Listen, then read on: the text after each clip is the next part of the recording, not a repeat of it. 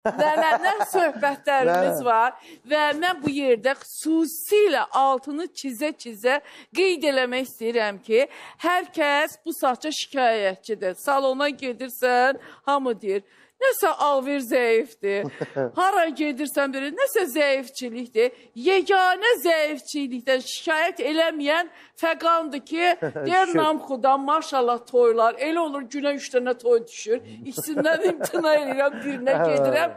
Ona görə ki, oxumaq da mənlikdir, danışmaq da mənlikdir, gülmək də mənlikdir. Mən şəxsən fəqanın idarə etdiyi toylarda olmuşam. Yəni, belə toy olmur da. Elə bir ki, başdan ayağa konsertdir. Dayı ilə bir zarafat, əmi ilə bir zarafat, hamısı da çox xoşa gəlir. Yaxşı ki, varsa, insanların ürəyi açılır sən gəlişinə. Toy nə deməklər, toy şənlik deməkdir. Təbii ki, hər bir valideynsə ki, toy yadda qalan bir toy olsun. Onda da belə aparızlar var. Hamı danış gülməlidir. Yeganə dözümsüzlüyü qaşqabaqlı gördüyü adamdır. İstəyir hamının üzü gülsün. Bundan gözəl nə var ki?